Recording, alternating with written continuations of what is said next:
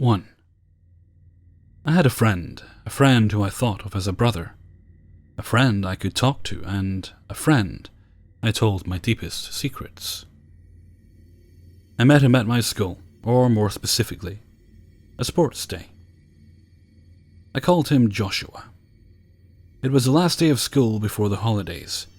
We hung around with a bunch of others, had some laughs, enjoyed ourselves, and after we exchanged our Facebook names. Pretty normal stuff. It wasn't until the middle of the holidays until he messaged me. He just said hello, and said he wanted to check up on me. Now I should tell you, I'm quite a loner, and I had never had a proper friend since primary school.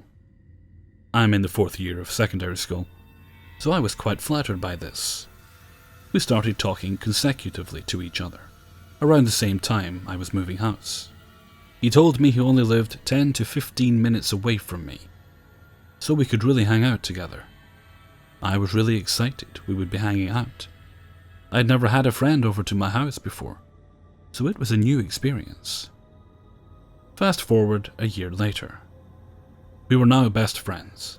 We discovered each other's interests, walked around the town together, went to the movies, and went swimming, exchanged secrets. We did anything, really. The problem is, he had gotten really clingy. I knew he wanted to get with me, but at this time I had a boyfriend, Charlie. And he knew this, so I was pretty annoyed. He insisted Charlie couldn't treat me right, and that he didn't really love me, and that Charlie would talk shit behind my back. When I asked for proof, he wouldn't talk to me for an hour. Honestly, I didn't really care because he was pretty annoying. He constantly tried to call me on Skype, but I was usually talking with Charlie, so he would try to get into the call with us. Charlie and I never really got time together because he had a job, and I had to study, so we said no to Joshua most of the time. He would get salty and would say, "If you were really my friend, you'd let me join," but would apologize 30 minutes later for being childish. All of my friends, the internet ones and Joshua at least, know I'm a huge gamer, and recently got into an MMO that was new at the time. I didn't tell Joshua that I would be playing it because I didn't want him to trail behind me. He had already done it twice before, and kept bugging me to always play with him. I had found a guild with great people I would raid with twice a week for a few hours. They were like a second family to me. A week later, he found out I'd been playing this MMO from a friend, and signed up to join my guild. I knew it was him because he always used the same name. Not even a week later, he was kicked from the guild. Apparently he would talk shit behind my back and would harass the female members. Plus, they just thought he was really annoying. He thought anything he said was comedy gold, and every second sentence was a shitty reference. He'd also interrupt the raid by coming into one of our voice channels for raiding and start blaring loud music. He got what he deserved, honestly. After hearing he would talk shit behind my back, though, and deciding that enough was enough, I called him on Skype and told him that I didn't want to be friends anymore. He didn't take this lightly. He cussed me out and threatened he'd bleed out my secrets to my friends, saying he'd ruin my life. And I hung up on him and blocked him. I had had enough of him, and thank God he was gone. Or so I thought. I had forgotten he knew where I lived because I had delayed seeing him for a month, and I prioritized my guild over him, and I really just didn't want to talk to him. About 3 weeks later, after getting Joshua out of my life, I noticed something that gave me chills. I am an insomniac, and I like to look at the street lamps outside sometimes. I just love the glow of a stray street lamp in the midst of darkness. I had black roller blinds covering my window, and you couldn't really tell if someone was looking at you from my window. That's when I saw Joshua, standing outside under the street lamp closest to my house. outside my window is a balcony. You could easily climb up and down it because of the many ledges and pipes on the side of my house. It's how I would sneak out sometimes. I should also mention that I always had my window open because it was so warm in my room, and I didn't have a fan or air conditioning. But the past week it was freezing, so I kept it closed. I was fucking terrified. I could see him staring at my window. I knew what he was going to do. And not 15 minutes later, he started climbing up the ledges and pipes. It was just quiet enough to hear the pipes being banged against a wall. I was so glad I had closed the window, because you could easily slip in or out of it. I had turned off my monitor just in case any light seeped through. I didn't want him to know I was there. I was shaking, my teeth were chattering, but I tried my best to stay quiet. I didn't move out of my room because the floorboards were creaky and very loud, and if you were standing outside on the balcony, you could hear pretty much anything. I couldn't scream for help because my mum had left to go out drinking, and my little sister was staying at my grandparents'. I heard the creak of the balcony. It was only a window separating me and Joshua. It became a waiting game, and it felt like minutes became hours. I heard him trying to open the window, but there was no real way you could open it unless you were inside. I think it was 5 a.m. now. I heard my mum's car pull into the driveway, and I was extremely relieved. She began shouting at Joshua, and I could hear him jump back onto the pipes. My mum got inside and rushed up to my room, giving me a big hug and being glad that I was okay. We called the police, but they said they couldn't do anything unless he actually assaulted me. It's been a year and a half now, and I still haven't seen or heard about him. He just up and disappeared. But maybe that's for the best. Wherever you are, Joshua, let's not meet again. 2. First of all, I'd just like to say that I've met plenty of truck drivers in my life, and most of them have been pleasant, albeit a little lonely. However, like any group of people, there are gross exceptions. A few months ago, I was driving back to school from visiting my parents. It's about a 2-hour drive, so I usually keep myself entertained with music. I'm a 5'3", 21-year-old female, driving my dad's little old pickup truck alone in the leftmost lane of a 3-lane highway, dorking around to the music on the radio.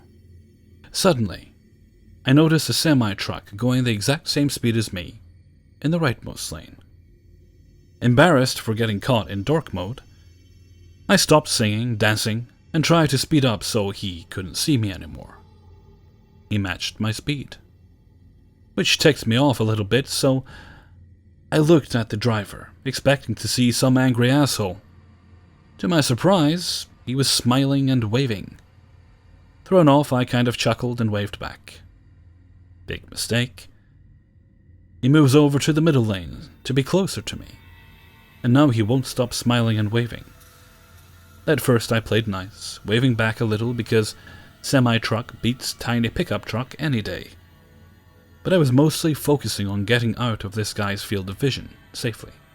I tried speeding up as fast as my truck would allow, about 90 miles per hour, and slowing down as suddenly as I could without endangering anyone behind me. But he would just match my speed no matter what. If there was something coming up in his lane, he'd move to the right at the last possible second and let them pass before I could slow down and get behind them. He has a lot more practice with reckless driving than I do, so he has me trapped, and he's using other cars to help him. The whole time he's smiling, waving, holding up the number 1 sign, finger, for some reason I still don't know, and rapidly losing any charm he once had. As this continues for about 5 miles, I got worried and called 911. I gave them a description of the truck, white cargo truck, black cab, with some Pennsylvania company logo on it. The driver, balding, middle-aged tan guy with a dirty blue t-shirt on. They advised me to pull off to the emergency shoulder on the left, but I've never done that, and it looked too narrow, so I didn't feel comfortable doing that. At this point, he was passing someone else in the middle lane, and I finally had a chance to slow down and merge 2 lanes over to the rightmost lane. I started speeding past him so he couldn't trap me again, and the operator told me to take the closest service plaza about 5 miles away. She said he probably wouldn't follow me, so I could stop there for a few minutes before getting back on the highway. She told me to call if he did follow me, but again, he probably won't, so she hung up. Now he's still holding up the number 1 sign and smiling this creepy, increasingly perverted grin at me while I avoid eye contact.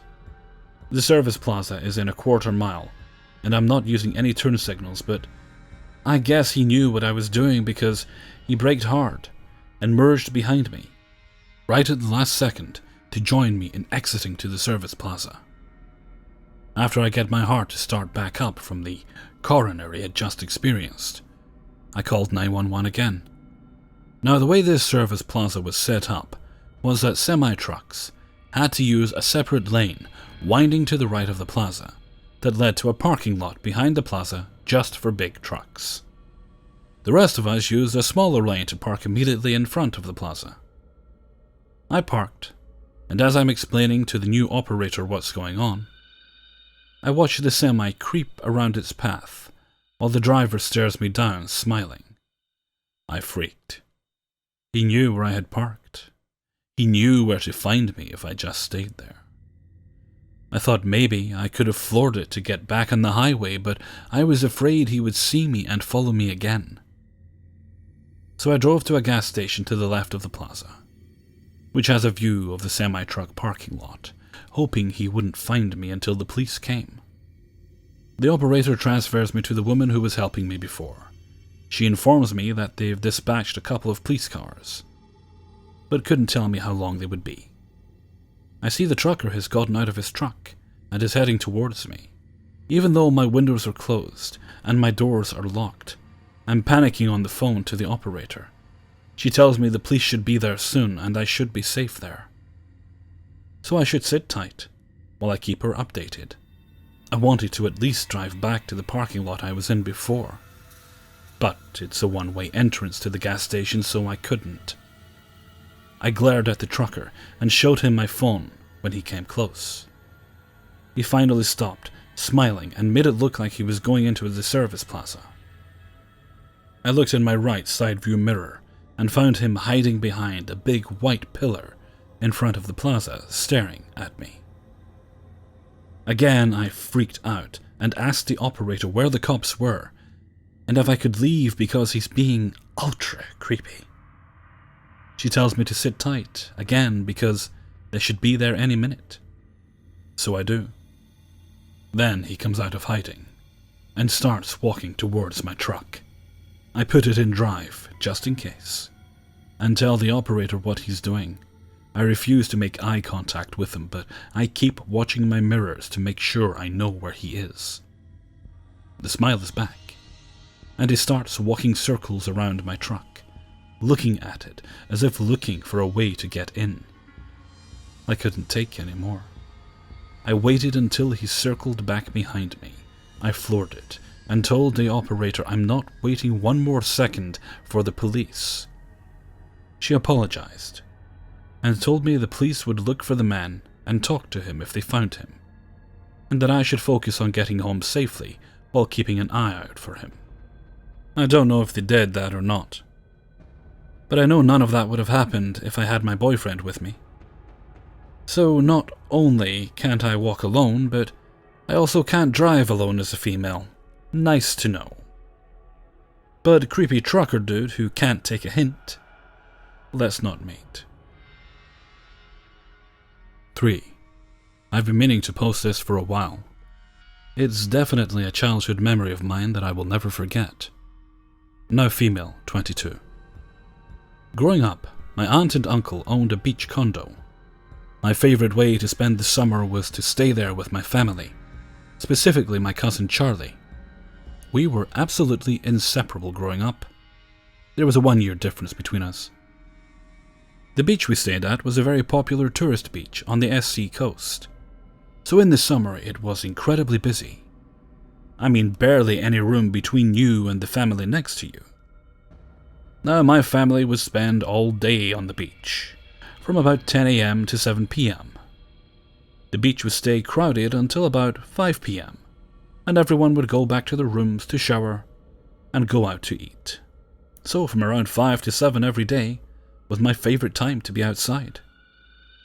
We would actually have room to run wild, build sandcastles, dig huge holes, and not have to worry about people knocking them down or being too close. Around 5:30 p.m. one day, my family decided they wanted to walk to the pier, about 2 miles away, and me and Charlie begged to stay so we could build sandcastles. We were 9 and 10 at the time, and they said we could stay as long as we didn't get in the water or leave our beach spot. The condo we stayed at was 1 row back, and we were not allowed to cross the street without adults. We agreed to our terms and continued to build a row of sandcastles as they walked away. Around 5 minutes later, an extremely tall man wearing a floppy beach hat, sunglasses, with a dollop of sunscreen on his nose, came straight up to us. He started commenting us on how pretty our sandcastles were, asking how long it took us to build them that high. If it was just the two of us working on them, which I clearly see what he was getting at with these questions now. We were both extremely introverted kids. We thanked him, kept our answers short, and tried to ignore him as he stood there asking us questions. All of a sudden he got really quiet, started looking around at the mostly empty beach, and said he had to go meet his friend. He told us to stay right there so he could bring his friend back to look at how great our sandcastles were, and walked away from us. When he got away at a safe distance, me and Charlie both looked at each other and said, "We've got to get out of here." Side note, hell yeah at us for being smart kids. We immediately started weighing our options. We knew our family wouldn't be back for at least another 30 minutes. We also knew we weren't allowed to cross the street, and quite frankly, we were scared to. About 100 yards away was a tiny ramp overlooking the ocean. I believe it was a handicap access to the beach, as well as just a place to sit. We got our big shovels and decided to hollow out under the ramp pier thing enough to where we could crawl under and not be seen. It didn't take us long, since the high tide over the years had taken a good 3 feet of sand underneath, and our adrenaline was rushing mad fast. We took our shovels inside and crawled under. The man was still yet to be seen. I assume it took us all of 8 minutes to climb under the pier.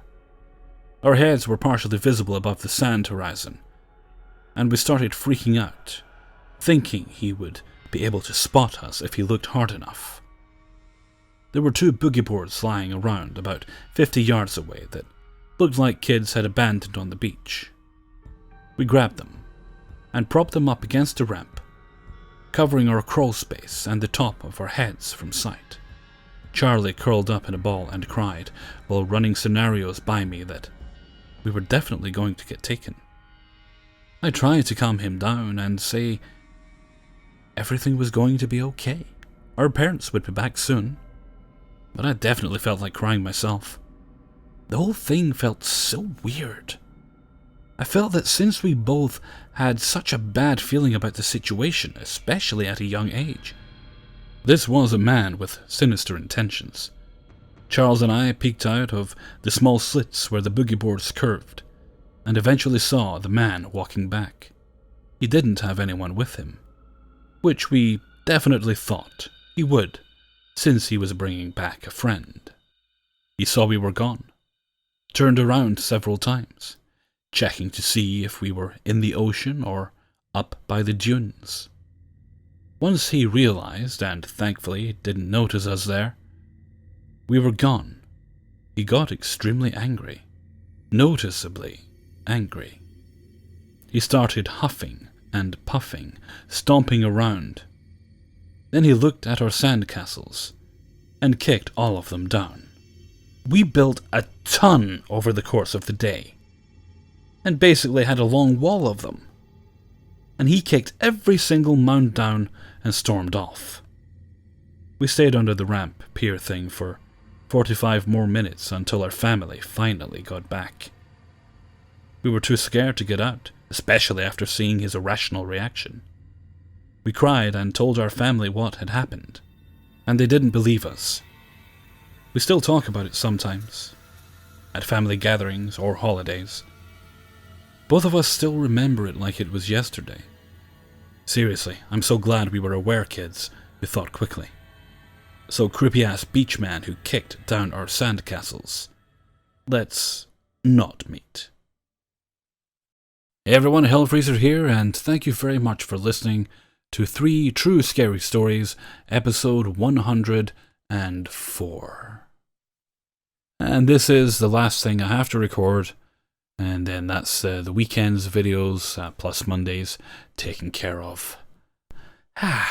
It's that nice feeling knowing that your work is done. Even if you enjoy your work, it's nice to know that it's done. Well, at least the audio's done. I still have to actually put the videos together, source images and everything.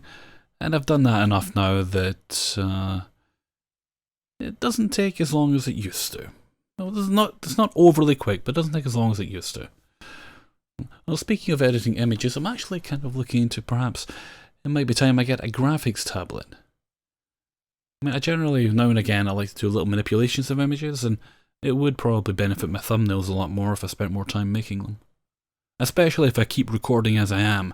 That means, I don't have days or nights where I'm having to spend all the time recording audio, then I have more time to work on the artwork and the thumbnails for the various things.